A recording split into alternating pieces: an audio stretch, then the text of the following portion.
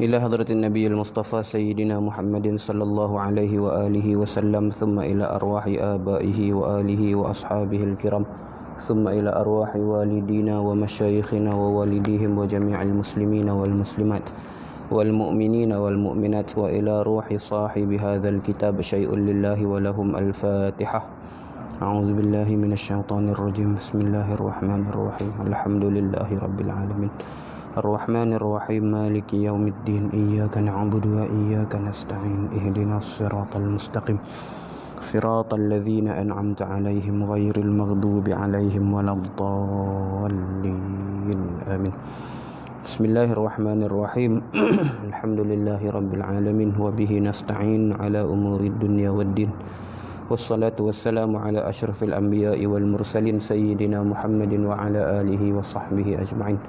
اللهم صل وسلم على سيدنا محمد محيي النفوس صلاة تسعدنا بها في جميع الدروس، وعلى آله وصحبه وبارك وسلم. اللهم علمنا ما جهلنا وذكرنا ما نسينا وانفعنا بما علمتنا واجعلنا من المخلصين. اللهم افتح قلوبنا في طلب العلم وارزقنا الإخلاص فيه والعمل به والنشر به حتى يأتينا اليقين. اللهم افتح قلوبنا فتوح العارفين وفقهنا في الدين وعلمنا التأويل، وآتنا بفضلك أفضل ما تؤتي عبادك الصالحين، وجعلنا من الذين يستمعون القول فيتبعون أحسنه. ربنا آتنا من لدنك رحمة وهيئ لنا من أمرنا رشدا. صلى الله وسلم عليه وعلى آله والحمد لله رب العالمين. أما بعد. فقال الناظم الإمام الدردي رحمه الله تعالى: نفعنا الله به وبعلومه وبركاته وعلوم مشايخنا وبركاتهم في الدارين آمين. قال: بسم الله الرحمن الرحيم. يقول راجي رحمة القدير أي أحمد المشهور بالدردير: الحمد لله العلي الواحد العالم الفرد الغني الماجد، وأفضل الصلاة والتسليم على النبي المصطفى الكريم وآله وصحبه الأطهار، لا سيما رفيقه في الغار.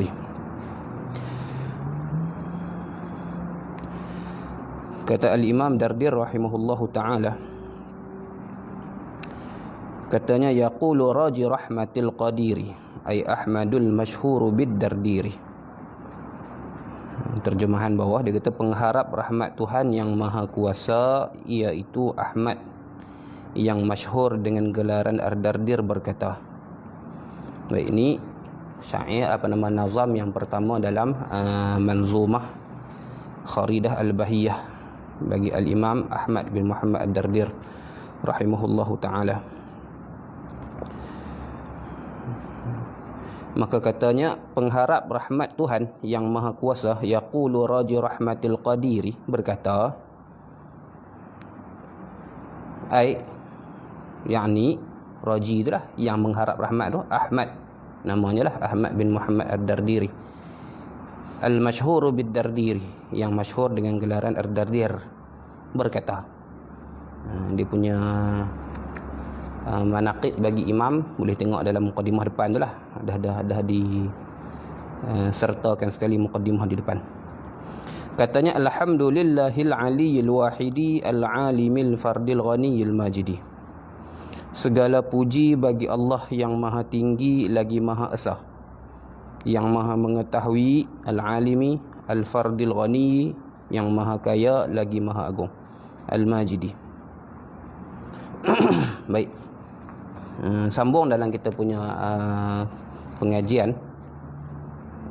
Bait yang pertama, permulaan bagi nazam Kharidah Bahiyah.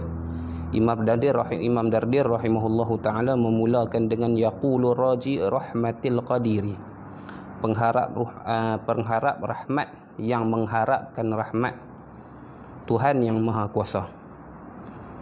Kalau kita ingat balik dan kalau kita ikat balik dengan perbincangan tentang makna Bismillahirrahmanirrahim, dia ada kesinambungan ataupun dia ada kemunasabahan kenapa Imam Dardir letakkan pengharap akan rahmat Tuhan. Sebab Ar-Rahman Ar-Rahim itu asalnya dari kalimah Ar-Rahmah, macam yang kita dah bincang panjang lebar pada pertemuan yang lepas. Jadi seseolahnya Imam Dardir pada permulaan nazam Kharidah ini seseolahnya berdoa lah, seseolahnya berdoa dengan sifat Rahmanmu dan sifat Rahimmu ya Allah, kurniakanlah rahmat kepadaku yang sangat berharap. Itu dia punya kemunasabahan raji rahmatil qadiri. Dia boleh letak macam-macam situ, raji afwa qadiri, raji maghfiratal qadiri, raji ni'matal qadiri dan sebagainya. Tapi Imam Dardir memilih ataupun meletakkan kalimah rahmah sebagai satu sambungan. Bila mana kita faham sifat Allah yang disebutkan pada bismillah itu berasal daripada kalimah rahmah, yang maknanya kita dah bincang memberi nikmat kepada hamba-hambanya melalui sifat Rahman dan sifat Rahimnya, maka seseolahnya ni salah satu sebab bentuk doa daripada pengarang. Seseolahnya lah, dia tak sebut sebiji lagu ni, cuma kita dissect dia punya kita bedah dia punya cara susunan tu. Seseolahnya dia disebut lagu tu lah. Kalau kita ubah dalam bentuk perkataan, dia akan bunyi lebih kurang macam ni lah: wahai Tuhan yang bersifat Rahman dan Rahim, dengan namamu kurniakanlah rahmat kepadaku, limpahkanlah rahmat kepadaku yang sangat berharap. Gitu. Habis, tak apa. Tu dia punya mukadimah dia lah. Alhamdulillahil aliyyil wajib, alhamdulillahil aliyyil wahidi, al-alimil fardil ghaniyil majidi. Alhamdulillah, segala puji bagi Allah. Segala puji bagi Allah. Sini kita pasang terjemahan dia dengan makna alif lam lil istighraq, dengan makna kullul hamdi. Salah satu nak kenal, nak cam alif lam lil istighraq ialah dia boleh digantikan dengan lafaz kull. Jadi alhamdulillah kita boleh pasang makna dia kullul hamdi lillah, segala puji bagi Allah.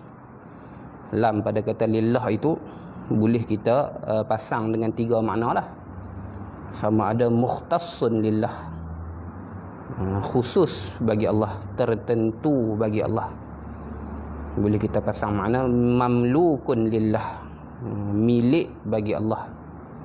Boleh kita pasang dipanggil alif lam lil milki, yang tadi ikhtisas, alif lam lil ikhtisas. Boleh kita letak alif lam lil istihqaq, dengan maksud mustahiqun lillah, yang selayaknya bagi Allah. Boleh belakang lah. Boleh belakang.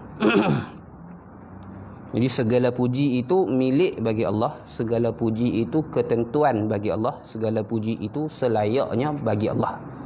Boleh belakang. Perbezaan antara tiga makna lam itu boleh dilihat dalam kitab-kitab nahwu lah. Macam mana nak tahu lam pada kedudukan yang mana, lam makna milki ke, lam makna ikhtisas ke, lam makna istihqaq ke. Maka dia boleh ada cara untuk nak kenal pasti dia. Sini sah ketiga-tiga.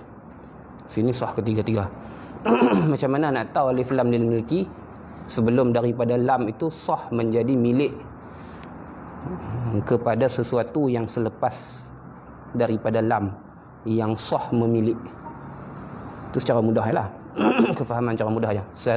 Sesuatu sebelum lam sah menjadi milik, sah dimiliki oleh sesuatu yang selepas lam, yang sah menjadi pemilik.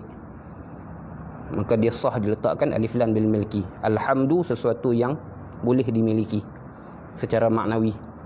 Allah sah jadi pemilik bagi puji, maka lam sah dengan makna lam lil milki. Kalau kita letak lam lil ikhtisas, lam dengan makna ketentuan bagi Allah, mukhtassun lillah. Antara cara nak melihat sesuai ke tidak makna dia, dia melihat kepada makna sesuatu itu Allahumma salli ala sayyidina Muhammad, sesuatu itu merupakan perkara yang khusus. Benda sebelum lam tu benda yang khusus maknanya kepada perkara yang selepas lam. Dia khusus, dia mukhtassun lillah. Macam kita sebut al-jannatu lil mu'minin, al-jannatu lil mu'minin, syurga bagi orang yang beriman.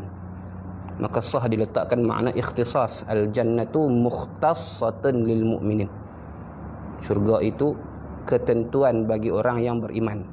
Sah tak makna sah?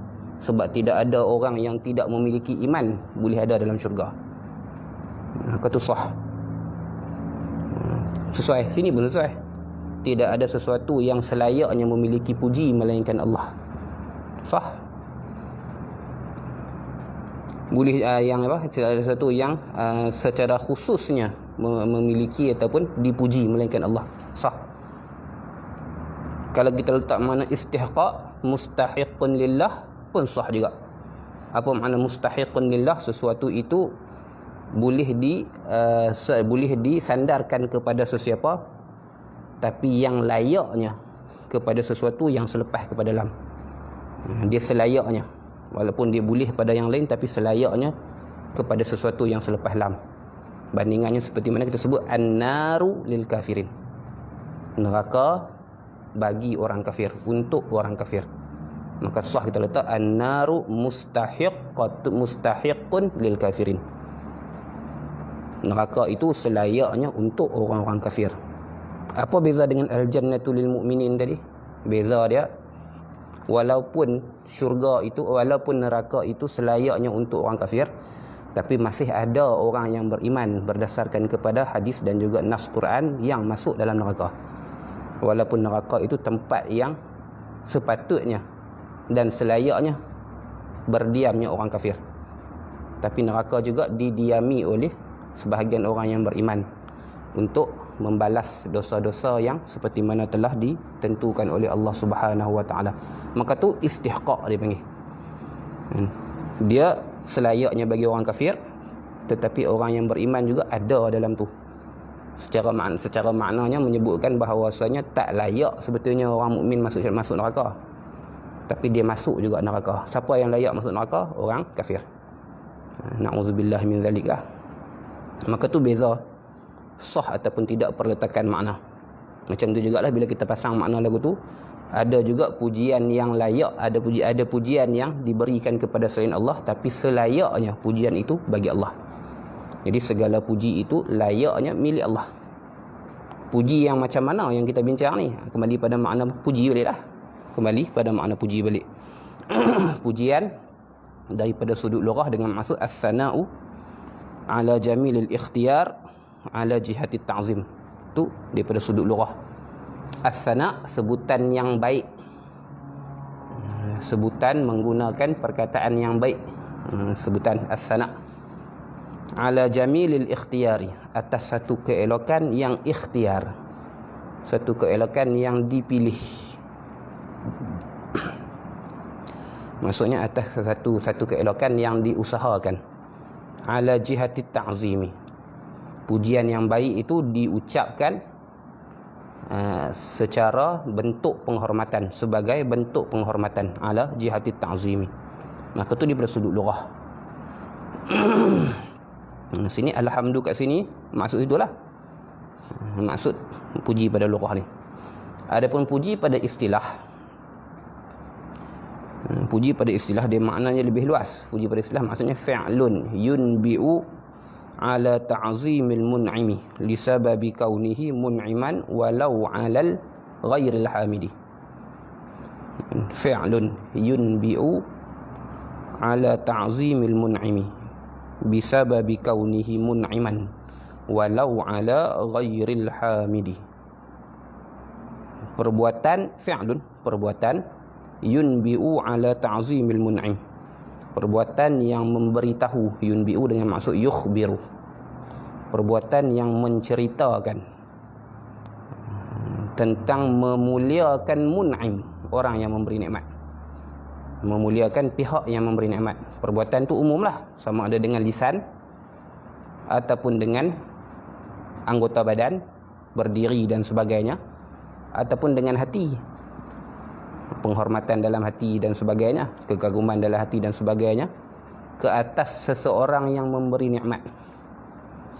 Ala ta'zim fi'lun yunbi'u ala ta'zimil mun'imi bisababi kaunihi mun'iman, sebab keadaannya orang yang memberi nikmat. Perbuatan tersebut dilakukan kerana dia memberi nikmat, dia menganugerahkan, dia memberi limpah kurnia, dia membuat jasa, gitulah. walaupun membuat jasa tersebut walau ala ghairil hamidi, walaupun jasa tersebut dilakukan ke atas selain daripada yang memuji. Kan dia buat baik kat kita pun, dia buat baik kat orang, tapi kita hangguk kat dia tanda ucapan terima kasih, pujilah tu, puji tu. Dia tak mengajak kita contohnya, tapi dia mengajak adik kita, maka bila dia mai kita bangkit dengan dia, salam dengan dia, pujilah tu pada istilah. Perbuatan yang dilakukan kerana memuliakan orang yang berjasa, walaupun bukan dia berjasa tu kepada kita, kepada orang yang melakukan perbuatan tersebut. Maka ni dipanggil puji pada istilah. Ni dipanggil puji pada istilah. Itu. Maka nisbah ataupun bila kita adu di antara puji pada lughah dengan puji pada istilah, dia umum khusus liwajahin. Dia umum sebelah pihak, kedua-duanya umum, dan keduanya ada kudu khusus yang berkongsi. Dan puji pada lughah dia khas pada alatan yang digunakan untuk puji, iaitu lisan. Sebab as-sana, sebutan yang baik, sebutan tu khusus pada lisan lah, mana ada sebutan dengan perbuatan, maka dia khas berbanding dengan pujian pada istilah, dia fi'lun, dia umum. Mana-mana perbuatan, sama ada perbuatan lisan ataupun perbuatan anggota zahir ataupun perbuatan hati, maka sebelah tu, sudut tu, pujian pada istilah dia khusus, pujian pada lughah dia umum. Daripada sudut tu, kan? Pujian pada istilah dia umum, pujian pada lughah dia khusus. Itu. Kemudian melihat kepada muta'allaq bagi perbuatan tersebut, apa yang dilakukan ataupun pasal apa benda tu dilakukan. Maka pujian pada istilah dia am, itu perbuatan yang dilakukan.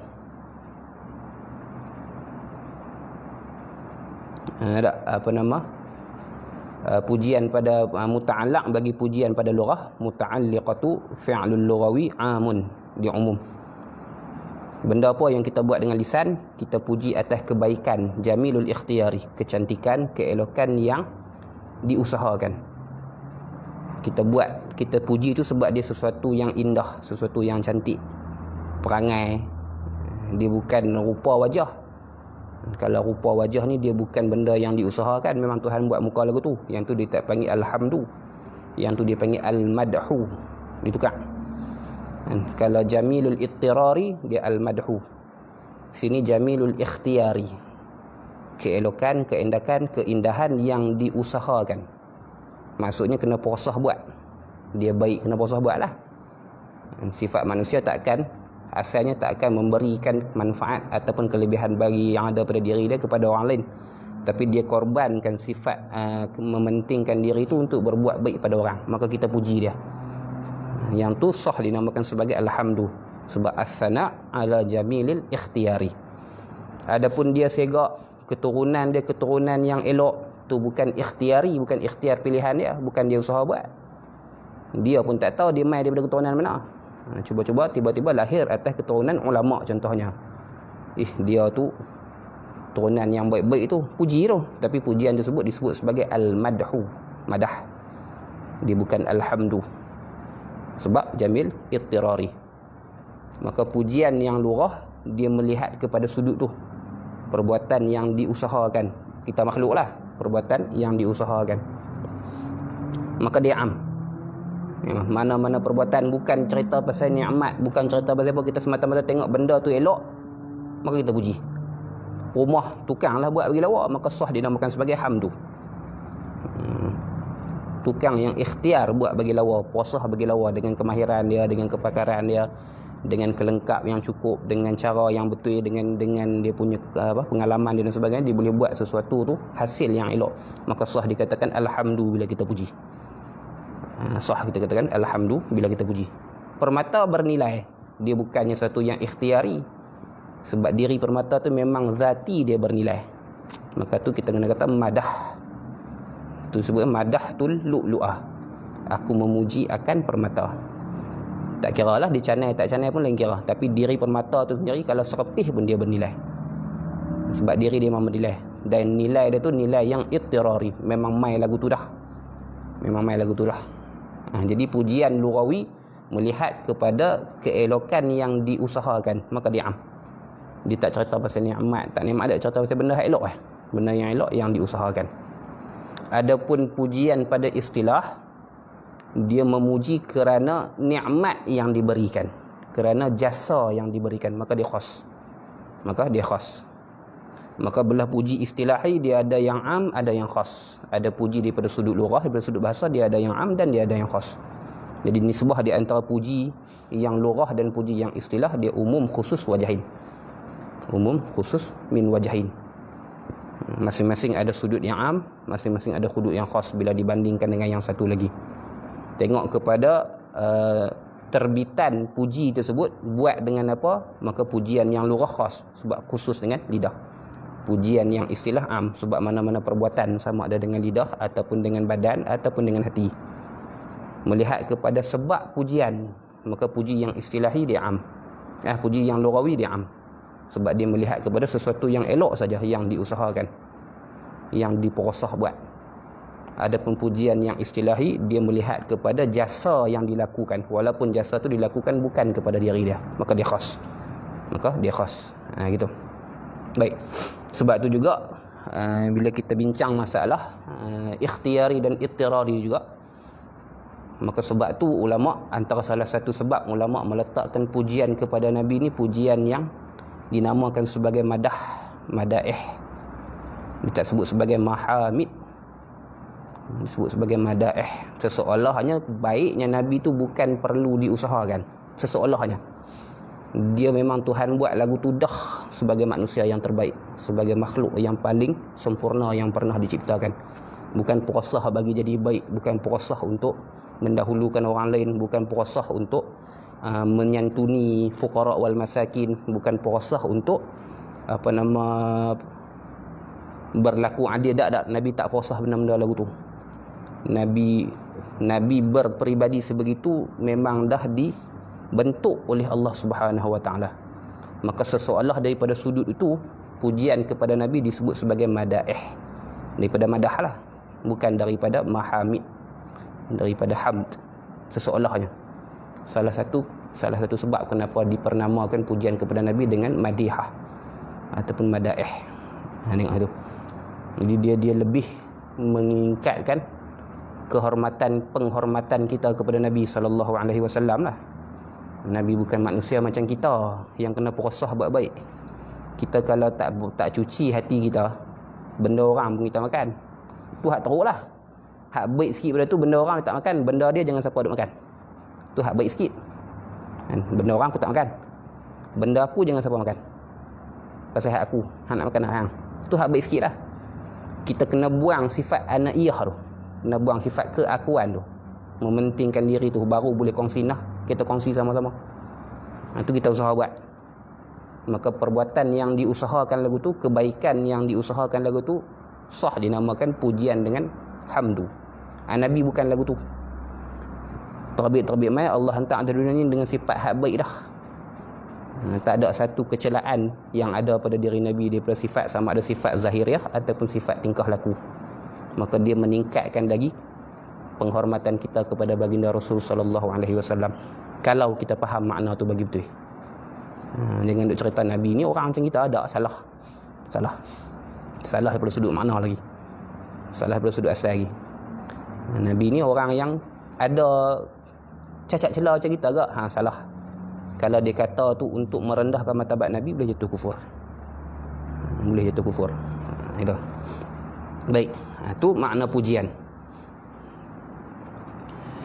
Baik, situ. Jadi alhamdulillah kita dah maklum makna puji itu macam tu. Sebutan yang baik sini sebutan yang elok atas satu keindahan yang diikhtiarkan. Ni pada makhluk lah, pada Allah tak ada lah keindahan yang diikhtiarkan. Cuma bila kita hurai ke hala makhluk, ke hala baharu, maka pujian itu merujuk kepada sebutan yang baik ke atas perkara yang diikhtiarkan. Pada Allah tidaklah, keluarlah makna ikhtiar tu. Situ. Apa jenis puji yang kita kata segala puji tu, banyak mana puji? Banyak ulama himpunkan kepada 4 jenis, 4 keluarga untuk kita himpunkan semua jenis puji. Satu, pujian yang jenis yang pertama iaitu pujian qadim kepada qadim. Hamdul qadim lil qadim. Maksudnya pujian Allah kepada dirinya sendiri ataupun kepada zatnya sendiri. Allah sebut contohnya innahu sami'un alim, contohnya. Sungguhnya Allah yang maha mendengar lagi maha mengetahui. Sebutan yang elok tu. Maka tu puji. Allah puji siapa? Allah puji zat dia. Satu. Maka yang tu telah dah lah balik ke Tuhan. Itu memang alhamdulillah lah. Yang kedua, pujian Allah dipanggil hamdul qadim lil hadis. Pujian Allah kepada makhluk, kepada benda yang baru. Contoh Allah puji Nabi Muhammad, innaka la'ala khuluqin azim. Allah puji orang-orang yang beriman, rijalun lam tanhala, laki-laki yang tidak dilalaikan dengan dunia dan juga harta dan sebagainya, tu puji makhluk. Allah puji Nabi Ayub, innahu awwab, dia yang sangat banyak bertaubat dan sebagainya. Maka tu pujian Allah kepada makhluk.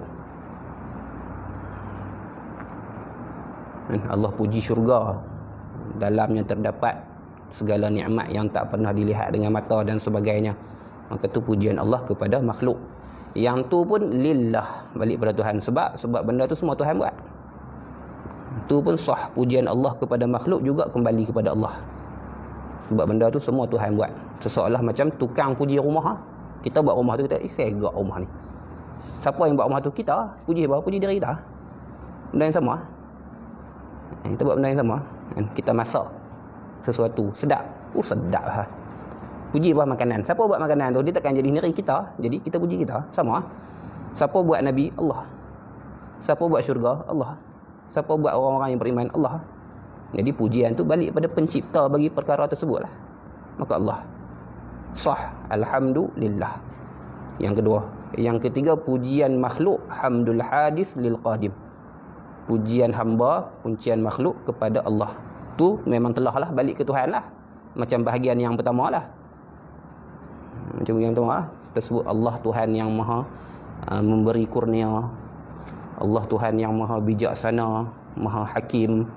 Allah Tuhan yang maha menghidupkan dan mematikan dan sebagainya. Pujian tu balik ke Tuhan lah. Memang sah lah balik ke Tuhan. Bahagian yang keempat, hamdul hadis lil hadis. Pujian makhluk sesama makhluk. Pujian hamba sesama hamba. Tu pun balik ke Tuhan juga. Kita puji kawan kita, kita puji rumah yang baru siap, yang lawa, kita puji kereta yang laju, kita puji bunga yang wangi, kita puji macam-macam lah segala keindahan yang Tuhan cipta ni. Puji belaka. Maka dia juga kembali pada Tuhan. Kita puji kawan kita, bagus dia tu, tak pernah tolak kalau orang minta tolong. Minta tolong lah pergi rupa pun. Suruh main tukang lampu ada meh. Walaupun waktu tu pukul 2-3 pagi. Puji dia, bagus ustaz tu. Tak pernah tolak tolongan orang dan sebagainya. Hakikatnya puji Tuhan lah. Sebab yang buat ustaz tu bagus tu Tuhan lah. Maka pujian sesama hamba juga balik pada Tuhan. Maka tu yang sebut kullul hamdi, segala jenis puji lillahi, milik bagi Allah, ketentuan bagi Allah, selayaknya bagi Allah. Pas kalau kita reti makna tu, tak ada rasa sombong, tak ada rasa bongkak, tak ada rasa kagum dengan diri sendiri, tak ada belaka. Kalau kita reti makna-makna tu, tak ada nak rasa lebih daripada orang, tak ada nak rasa orang lain tak layak, kita saja yang layak, orang lain tak ada yang lagu tu, kita saja lagu tu. Tak ada orang hak bangkit mayang tengah malam ni dalam kampung ni, aku seorang yang tak ada rasa lagu tu, tak ada. Sebab dia reti makna puji ataupun keelokan itu semuanya milik Allah Subhanahu Wa Taala. Dia masalahnya bila kita ada satu sifat kita berasa lebih daripada orang, maka yang tu timbul macam-macam lagi. Kan, tengok dalam hadis 40 Imam Nawawi rahimahullah, Imam Nawawi letak salah satu daripada hadis yang masuk dalam 42 ataupun 43 hadis tu, wasiat daripada seorang sahabat minta kepada Nabi SAW, ya Rasulullah ausini. Nabi sebut la taghdab, jangan marah. Dia minta lagi, ya Rasulullah ausini. Nabi ulang jawapan yang sama, la taghdab, jangan marah. Minta kali yang ketiga, ya Rasulullah ausini. Nabi ulang buat kali yang ketiga, la taghdab, jangan marah. Ulama bincang pasal apa Nabi sebut benda yang sama 3 kali. Dalam banyak-banyak wasiat pesanan yang Nabi boleh titipkan kat sahabat tu, pasal apa Nabi sebut jangan marah. Ulama bincang, ulama kaji, ulama menyimpulkan bahawasanya marah itu lahir daripada perasaan merasa diri lebih daripada orang lain. Maka merasakan diri lebih daripada orang lain tu yang menimbulkan benih yang menimbulkan marah. Kita berasa kita lebih bagus daripada dia, itu marah. Kalau kita ada rasa hormat dekat dia dan kita tak rasa kita lebih mulia daripada dia, kita takkan marah orang tu. Kawan kita lah, contohnya kawan kita ke, pekerja kita ke, bos kita ke dan sebagainya. Sifat marah tu, tindakan marah tu dia akan timbul daripada akar yang paling penting, yang paling utama ialah rasa lebih baik daripada orang. Rasa lebih baik daripada orang yang kita marah. Maka seseolahnya bila Nabi sebut la taghdab, kata ulama, ini seperti mana yang dihuraikan oleh Syekh Awad Manqush hafizahullah waktu ketika mengaji dengan dia Futuhul Arifin. Hadis itulah. Itu seseolahnya bila Nabi sebut la taghdab tu, seseolahnya Nabi sebut jangan memandang dirimu lebih baik daripada orang lain. Mau kalau kamu reti, ni hatulah. Kalau kita sambung patah balik kepada tajuk kita ni, kalau kamu reti makna alhamdulillah, kamu retilah bahawasanya tak ada satu benda pun yang lebih atas kamu. Sebab semua pujian, semua kebaikan, semua kesempurnaan, semua keelokan, semua kelebihan yang kamu rasa kamu ada lillahi, mamlukun lillah, mukhtassun lillah, mustahiqun lillah. Milik Allah, ketentuan bagi Allah dan selayaknya bagi Allah. Tu kalau kita reti bagi elok, makna segala puji bagi Allah. Ni dah duk sebut saja alhamdulillah, alhamdulillah, alhamdulillah. Makna tak tahu. Dia kira alhamdulillah tu syukur pada Allah. Syukur lah, tapi syukur dengan makna yang macam mana? Situ. Habis. Situ. Susunan alhamdulillah juga kalau kita bincang secara teknikalnya. Kalau kita bincang secara teknikal, alhamdulillah ni disebut sebagai ibtida' yang idafi, selepas daripada ibtida' yang hakiki, iaitu bismillahirrahmanirrahim. Ibtida' yang hakiki maksudnya permulaan yang sebenar. Lam yusbaq alaihi ghairuh, yang sebelumnya tak ada apa-apa, mula dengan dia, betul-betul mula dengan dia, tu dipanggil ibtida' yang hakiki, iaitu bismillahirrahmanirrahim. Kemudian ada juga perkara-perkara lain yang dimulakan, maksudnya sebelum daripada kita sebut benda-benda lain, kita sebut dia dulu. Walaupun ada sebelum daripada perkara yang itu, ada benda lain dulu sebelum dia, maka yang jenis lagu tu nama dia ibtida' yang idafi. Maka bismillahirrahmanirrahim disebutkan sebagai ibtida' yang hakiki, alhamdulillahirabbil alamin disebut sebagai ibtida' yang idafi. Apa beza hakiki dengan idafi? Kalau hakiki sebelumnya tak ada apa, lam yusbaq alaihi ghairuh. Kalau ibtida' yang idafi maksudnya sabaqa alaihi ghairuh. Wa in sabaqa alaihi ghairuh, sekalipun sebelumnya ada dah benda lain yang mendahuluinya, tapi dia tetap mula juga. Mula dengan maksud mula dengan makna benda yang dijadikan tujuan tu tak disebutkan lagi, sebut dia dulu. Sebut dia dulu, dia tetap jadi permulaan, dengan makna dia tak sebut lagi benda-benda lain yang tujuan asal dia nak sebut. Contoh macam sini dia cerita pasal akidah lah, tapi tak cerita pasal akidah lagi. Sebelum daripada menceritakan pasal tujuan, isi kandungan yang dia nak buat, disebut dulu benda-benda sebagai permulaan. Walaupun sebelum tu ada dah permulaan yang lain, maka permulaan permulaan yang kedua, ketiga dan keempat dan seterusnya disebut sebagai ibtida' yang idafi. Dia ambil juga dalam salah satu daripada hadis Nabi SAW, kullu amrin dhibalin la yubda'u fihi bilhamdulillah fahuwa aqta'. Mana-mana perkara yang dianggap penting dalam agama, sekiranya tidak dimulakan dengan alhamdulillah, maka dia kurang berkat juga. Hadis dia lebih kurang sama macam hadis bismillah. Lebih kurang sama ya. Beza pada bismillah dengan bilhamdulillah. Beza tu je dalam riwayat hadis. Jadi nak mula mana? Kalau mula yang bismillah, tinggal arahan dengan alhamdulillah. Kalau mula dengan alhamdulillah, tinggal arahan memulakan dengan bismillah. Maka ulama himpun. Sebab nas yang nampak macam bertentang, kalau boleh himpun wajib himpun. Kalau tak boleh himpun, barulah digugurkan salah satu. Ini boleh himpun. Maksudnya mula juga, tapi mula kita ikut style Quran. Iqtidaan bil kitabil aziz. Quran mula dengan apa? Bismillah. Lepas tu baru alhamdulillah. Mula lagu tu. Maka permulaan dengan bismillah disebut ibtida' yang hakiki, permulaan yang sebenar. Permulaan dengan alhamdulillah selepas dia berbismillah disebut ibtida' yang idafi, permulaan secara sandaran. Maksudnya nisbah kepada perkara yang akan datang, dia masih lagi mula. Jadi kita fahamlah kalau ibtidak antara idafi dengan hakiki, dia tengok pada dua sudut pandang. Kalau yang hakiki dia pandang pada sebelum dia tak ada apa. Pandang hak sebelum tak ada apa, aku yang mula, maka yang tu hakiki. Yang idafi dia melihat kepada yang selepas dia. Depa ada lagi aku dulu, walaupun ada yang lain sebelumku, tapi aku dulu, depa ada lagi, maka tu yang idafi. Dia dua sudut pandang yang berbeza. Situ. Baik, itu daripada sudut teknikal lah, Kalau daripada sudut perbahasan, daripada sudut pecahan kefahaman, seseolah-olah juga alhamdulillah, ini pujian kepada Allah kat sini, seseolah-olahnya pujian ke atas rahmat Tuhan yang disebutkan pada Bismillahirrahmanirrahim. Sebab tu tak berdoa juga.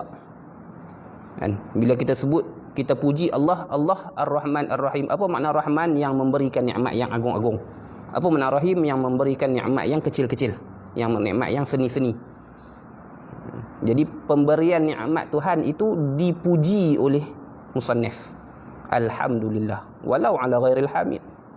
Walaupun bukan nikmat tu ke atas diri orang yang memuji, ataupun nikmat tu ke atas diri orang yang memuji. Kita lah, kalau nikmat tu iman, nikmat tu Islam, atas kita semua lah, termasuk atas Tuhan yang mengarang kitab ni. Maka sebutan alhamdulillah selepas pada bismillah juga seseolah memuji atas nikmat yang Tuhan kurniakan, rahmat yang Tuhan kurniakan melalui sifat rahmannya dan melalui sifat rahimnya. Itu cara susun dan cara bedah susunan. Dia lambat lah, kalau kita nak bedah sebiji-sebiji lagu tu. Dia cantik dan juga dia memberikan kefahaman yang lebih jelas pada kita bila kita bedah lagu tu. Cuma kena sabar. Alhamdulillah, segala puji bagi Allah Al-Ali, yang maha tinggi. Yang maha tinggi. Tinggi sini maksudnya tinggi martabat lah. Uluwi rutbah. Tinggi martabat. Bukan ketinggian kedudukan. Dia panggil bukan ketinggian makan tempat, tapi ketinggian makanah, kedudukan, martabat. Itu maksud maha tinggi.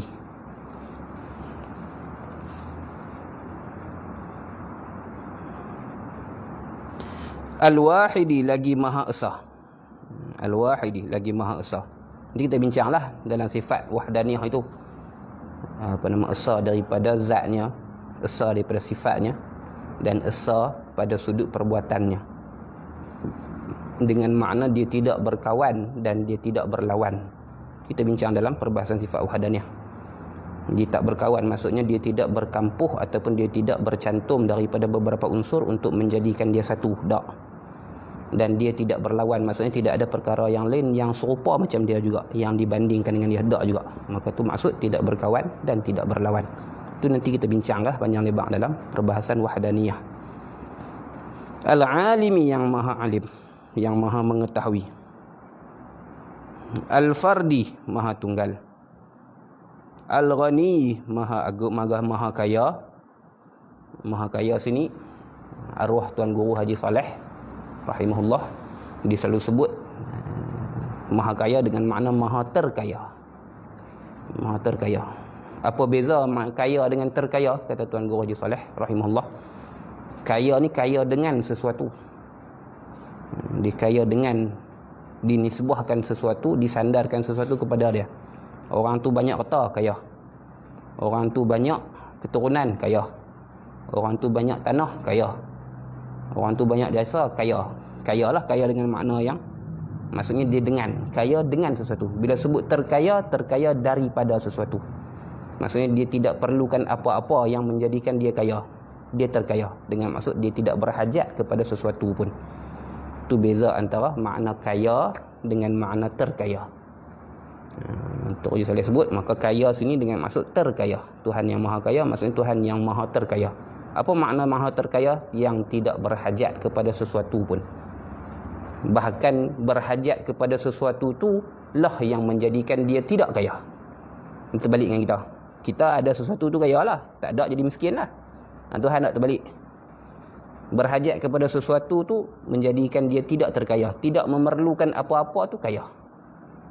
Tidak memerlukan apa-apa tu kaya. Jadi terkaya sini, ghani sini dengan maksud tak berhajat lah. Adamul iftiqar. Ni kembali pada makna yang macam kita bincang pada konsep Rahman dan Rahim jugalah.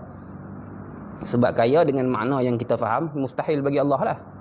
Sebab kalau tak ada benda tu hilanglah kaya. Kita lah ni ada contohnya 500 juta, kaya lah. Sebelum daripada kita ada 500 juta, kaya tak kaya. Sehari lepas kita ada 500 juta, tak ada, kaya tak kita ada, tak kaya lah. Kita cuma pernah kaya, berubah. Kaya dengan sesuatu tu dia isyarat, dia memberi makna berubah daripada satu keadaan kepada satu keadaan. Kalau kita letak makna tu kepada Tuhan, Tuhan kaya sebab ada khazanah yang banyak. Khazanah Tuhan duk bagi ke? Duk bagi kurang lah. Bila kurang, maka dia membawa makna kurang kaya Tuhan. Kurang kaya. Dan makna-makna yang lain lah. Tuhan buat turun hujan, tak berhenti-berhenti. Daripada awal kejadian dunia sampai kelar ni, sampai ke kiamat akan ada hujan yang turun. Dan sebagainya. Banyak mana hujan Tuhan? Banyak lah. Tapi duk turun, luak ada, luak lah. Lepas tu kurang lah kaya Tuhan, kurang lah. Bukan makna tu. Kaya Tuhan dengan maksud tak berhajat kepada sesuatu. Dia ambil makna royah. Dia bukan ambil makna mabda' macam kita bincang pada perbahasan Ar-Rahman Ar-Rahim juga. Dia ambil kefahaman kaya tu bila mana kita sebagai makhluk, bila kita kaya, kita tak berhajat kepada benda lain. Kita cuma berhajat kepada kita sajalah. Aku ada duit banyak, aku tak perlu kerja, tu maksud kaya. Aku ada duit banyak, aku tak perlu minta pada orang lain, tu maksud kaya. Aku tak berhajat kepada duit orang lain, tu maksud kaya. Tu haklah kita. Maka diserupakan pada pihak Tuhan. Tuhan tak berhajat kepada sesuatu pun secara mutlak. Maka tu royah bagi makna kaya yang awalnya, yang mabda'nya mustahil bagi Allah, tapi royahnya sah dinamakan kepada Allah. Maka sebutlah Allahul Ghani. Tuhan Maha Kaya. Dengan maksud Tuhan Maha Terkaya. Itulah. Al-Majidi, yang lagi Maha Agung. Ni semua ni sifat-sifat kesempurnaan ini disebutkan sebagai bara'atul istihlal. Bara'atul istihlal ni kita sebut iklan lah. Sesuatu yang disebut oleh mutakallim, orang yang bercakap, sebelum daripada menceritakan isinya, yang memberi isyarat dan kefahaman apa yang dia nak sampaikan. Itu bara'atul istihlal wa wahiyya macam mana takrif dah? An yatakallamal mutakallimu qabla syuru'i fi maqsudihi ma yush'iru bih. Itu. Seseorang bercakap sebelum daripada dia menceritakan tentang tujuan dia bercakap tentang sesuatu yang memberi kefahaman, yang memberi gambaran kepada apa yang dia nak kata. Kepada apa yang nak kata. Jadi sini tengok kepada mukadimah ni saja, kita fahamlah ni cerita dalam manzumah ni nak cerita pasal ilmu tauhid. Tak gaduh buka sampai muka surat lepas-lepas tu tak payah dah. Tengok mukadimah ya. Tengok mukadimah ni ilmu tauhid ni. Dia panggil bara'atul istihlal. Iklan lah kalau bahasa kita, iklan. Ni tahu dah cerita apa. Kalau lagu ni filem thriller ni. Kalau iklan lagu ni filem lawak ni. Kalau filem lagu ni filem cinta ni. Iklan ya. Tak payah tengok isi dalam. Tengok iklan saja. Serupa kita, kalau kita bandingan kita nak pi masuk simpang belah kanan, kita akan buat apa sebelum masuk simpang? Kita akan bagi signal. Signal tu bara'atul istihlal. Kita tak buat kadang-kadang, tapi kita memberi sesuatu isyarat. Benda apa yang kita nak buat. Sini samalah. Dalam manzumah ni nak menceritakan tentang ilmu akidah. Maka dia bagi lu bunga-bunga cakap dia. Nak bawa ke situ. Kita tengok dalam ilmu tauhid ke, dalam ilmu yang lain ke. Ilmu nahu contohnya. Pujian ni dia akan bawa cara nahu. Alhamdulillahilladzi rafa'a martabatal mu'minin contohnya. Segala puji bagi Allah yang mengangkat martabat orang yang beriman. Makna dia mengangkat lah, tapi dia juga memberi isyarat kepada kita dengan menggunakan istilah rafa' yang biasa digunakan dalam ilmu nahu. Contohnya lagu tu lah. Kalau dalam fiqh, alhamdulillahilladzi faqqaha ibadahu lidinihi. Contohnya lah tu contoh. Segala puji bagi Allah yang memahamkan hamba-hambanya akan agamanya. Digunakan kalimah faqqaha sebagai isyarat bahawasanya dalam tu nak bincang pasal fiqh tu dipanggil bara'atul istihlal. Iklan. Sini samalah. Sini sama. Supaya orang main silat lah, tak boleh tengok buah pun, tengok bunga tahu dia silat buah. Tengok tapak tau dia main silap apa. Dia main tapak 7 ke, dia main tapak 3 ke, dia main tapak 9 ke. Tahu dah silap apa yang dia main. Sama. Dia panggil Bara'atul Istihlal. Tengok bunga ya. Habis selesai. Tu pujian kepada Allah disertakan sekalikan dengan Bara'atul Istihlal. Gambaran ataupun isyarat awal kepada tajuk yang akan dibincangkan dalam kitab ni. Wa afdalus salati wat taslimi 'ala an-nabiyil mustafal karimi. Sebaik-baik ucapan selawat dan salam. Wa afdalus salati wat taslimi.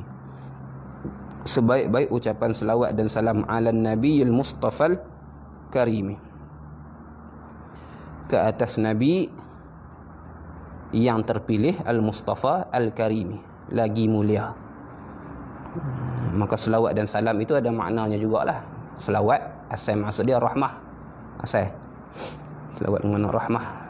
Cuma bila rahmah itu daripada Allah yang kita sebut sebagai kasihan belas yang mustahil tu, nikmat yang diberikan oleh Allah lah atas makna yang rahmat yang kita bincang awal dulu.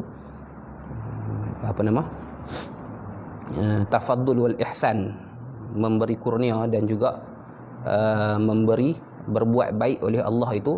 Bila rahmat itu daripada Allah, maksudnya rahmat itu ialah rahmat yang disertakan dengan memuliakan. Dia panggil ar-rahmatu al-maqrunatu bit-ta'zim. Itu rahmat. Asalnya salah dengan maksud doa itu. Asalnya as-salah bermakna doa. Sebagian ulama kata doa bi khairin, doa dengan sesuatu yang baik, memohon sesuatu yang baik, itu salah. Sebagian ulama kata tak, mutlaqud doa, semata-mata minta, semata-mata mohon tu, doa tu salah dah lah tu. Cuma kalau salah tu datang daripada Allah, doa tu datang daripada Allah, Allah nak berdoa kepada diri dia ke tak lah. Tu jadi main-main kalau Tuhan berdoa kepada diri dia sendiri. Maksudnya Allah menurunkan rahmat yang disertakan dengan keagungan kepada Nabi SAW. Kalau Nabi lah. Kalau kepada selain daripada Nabi, kepada orang yang beriman contohnya, seperti yang disebutkan dalam ayat-ayat Quran dan sebagainya, maka situ rahmat. Salah daripada Allah dengan makna rahmat.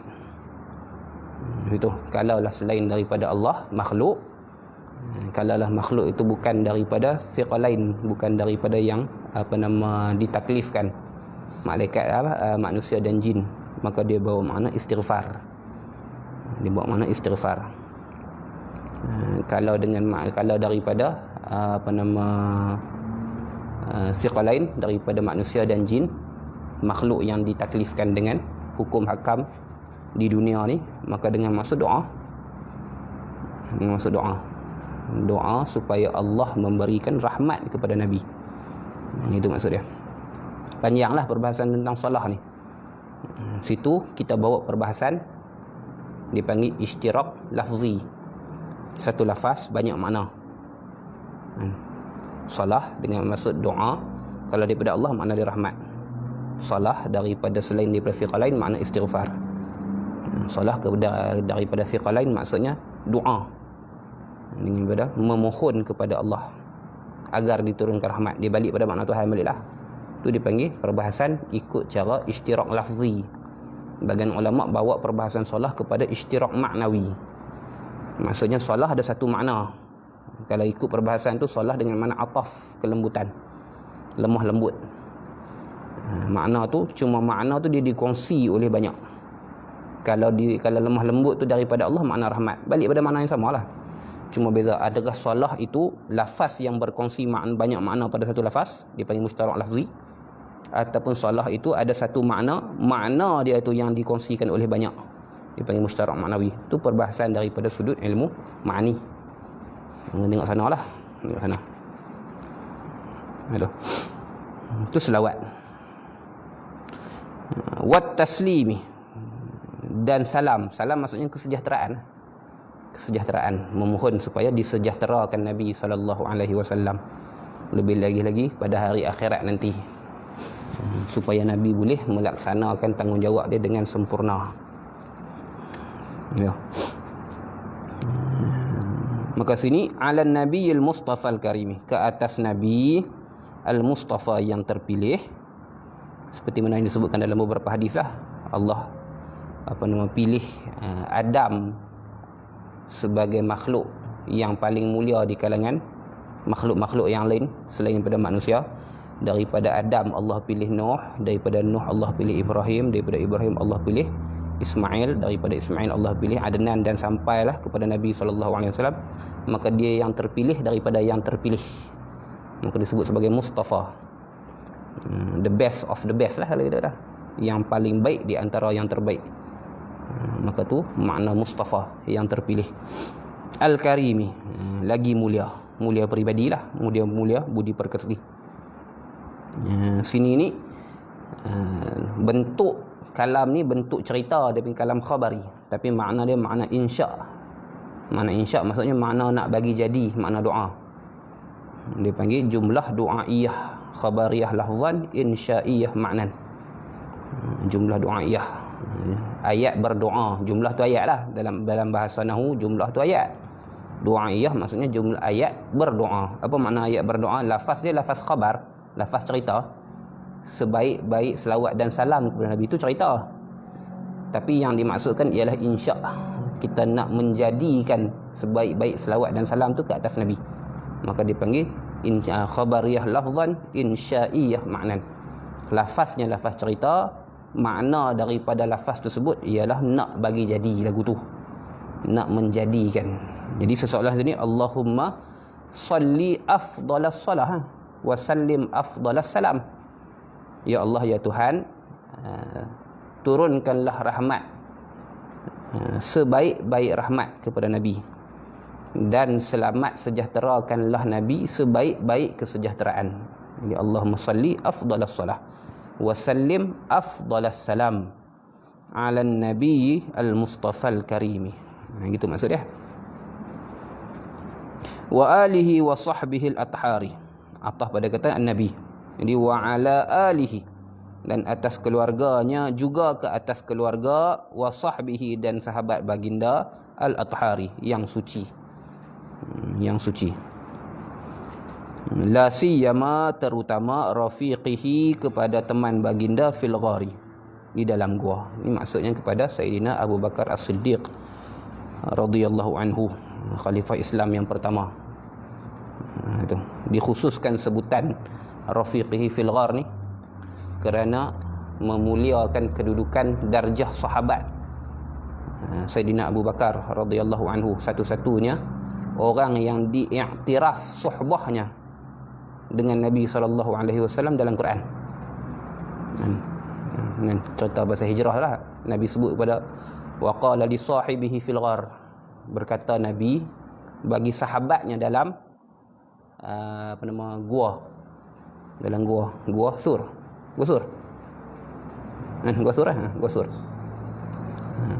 Maka di mention, disebutkan peribadi ataupun individu, iaitu Sayyidina Abu Bakar di dalam gua tu dengan pangkat sahabat, satu-satunya sahabat yang diiktiraf suhbah dia, kesahabatannya dengan Nabi SAW dalam Quran.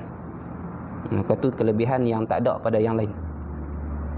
Yang sebut dengan nama ada satu-satunya juga, iaitu Sayyidina Zaid bin Thabit, yang disebutkan namanya dalam Quran. Cerita pasal setelah daripada Zaid mentalakkan isterinya, cerita pasal itu dia sebut nama. Sebut nama. Sini sebut pangkat suhbah. Wa qala li sahibihi fil ghar, la takhaf wa la tahzan innallaha ma'ana.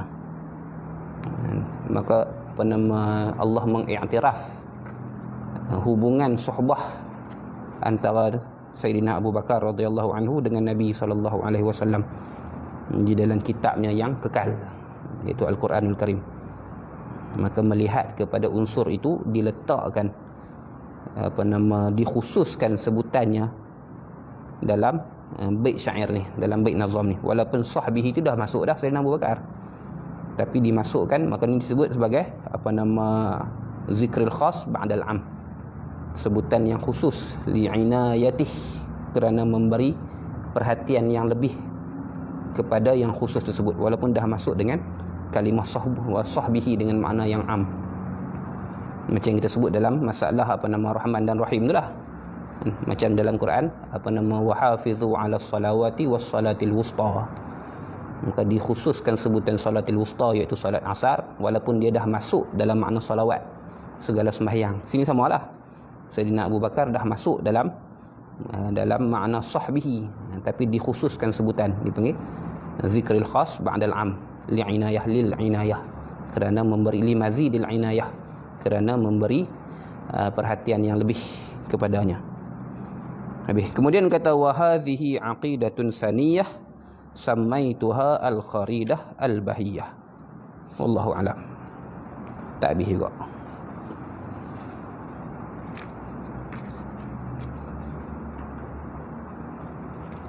Tak apa, teman tilu itu disambung balik. Boleh 4 bait pun jadi ya. Banyak tu 4 bait. Wallahu subhanahu wa ta'ala alam. Subhanakallahumma wa bihamdik asyhadu an la ilaha illa anta astaghfiruka wa atubu ilaik. Allahumma salli afdalas salatin ala as'adil makhluqatika sayyidina Muhammadin wa ala alihi wa sahbihi wa sallim adada ma'lumatika wa midada kalimatika kullama dhakaraka adh-dhakiruna wa ghafala an zikrihi al-ghafilun.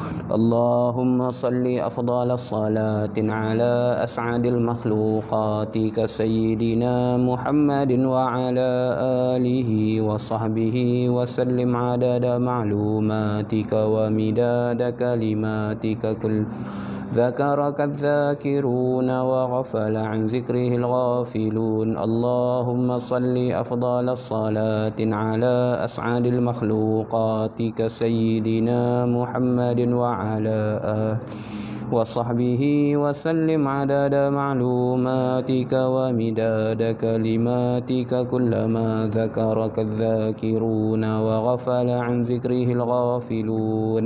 صلى الله وسلم عليه وعلى